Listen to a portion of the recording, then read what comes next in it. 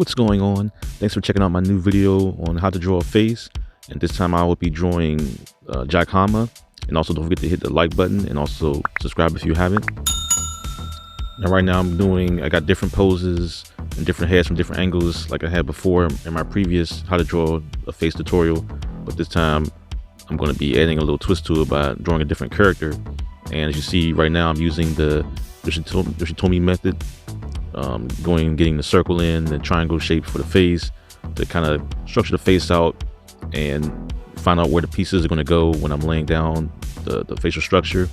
Now for the cheeks, you see as I add those lines, and I've done the earlier video on drawing the skulls, and when you're drawing the skull, you'll know how to place those cheekbones. And sometimes placing the cheekbones is another way of figuring out how to place the chin and the sides of the face.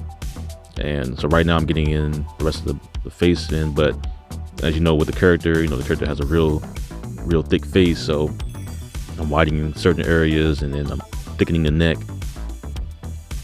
So right now I'm adding in the inks right now, and I chose the, as I mentioned before, I like using blue just because, or blue pencil lead, because it's easier to see those inks through it. And sometimes I also like to use the red pencil. And usually when I'm using the normal HB pencil, it's a little messy, and your hands will go over it and you're gonna start smudging it, and it's easier to just do it this way without having to place a tissue or a piece of paper over top of it to keep you from smudging it, blocking the picture. Now I'm just adding in all the details. Now for the sides, I'm doing the same method. Now doing the sides, since I've only had to use reference for the front part of the face, and structuring out the face is an easier way to figure out how the face will look from different angles. And so right now with the rest of these poses, or the rest of the angles that you'll be seeing from here on out, are strictly from my head, figuring out by going by the first pose, which is the straightforward view, and I'm using that as a basis to figure out where each of the places the face will go to forming the rest of the head, while maintaining and keeping the similarities of the face. Like the main thing is to make sure that when you're drawing the head from different angles, that each time you're placing in a different angle, the head doesn't look different. Like the person can look different from one angle than they do from the next angle, and that's what you're gonna keep from doing. That's kind of like the challenge. So right now I'm making sure I keep the thickness of the neck and in the eyes. Also working that cheekbone, structuring the rest of the head, making sure that each of the same functions from the previous faces in there. Now I'm inking it over, and sometimes when I'm doing it in blue, I might not add all the details sometimes, just because usually I'm adding more when I'm going over with the inks. And since I already know what I'm going to do with the face, I kind of go crazy with the blue, and then later on detail it with the inks, and then that way I can add more detail to it. So right now I'm just adding in all the lines where it's necessary, make sure it looks as close as possible.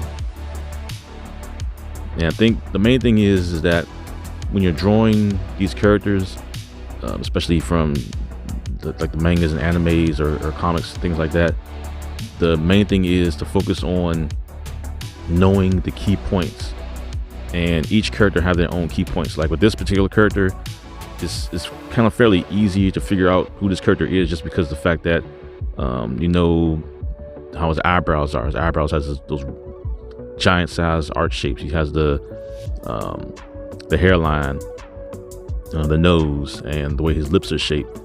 And those key functions or key features are what you have to think about when you're doing different heads and trying to maintain when you're doing the head from different angles. So right now I'm trying to get his hair in. That's why I got the hairline. And the top down view, when he's looking down, I know looking down is like the challenge, and it's all about knowing how the eyes are placed and how the nose are placed. And you know that when the head is looking down, the ears are raised up, a little bit. The mouth is kind of like going into the nose, and those are things you have to think about to showing the illusion of the head tilting down or even tilting up. Getting in the face, the cheekbone, trying to lay it all down. He always has a little angry look on his face.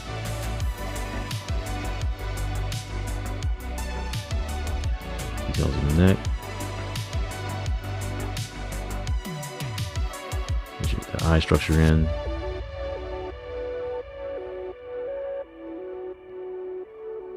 Now for this head, he's looking to the side, still top down, but at an angle, looking to the side.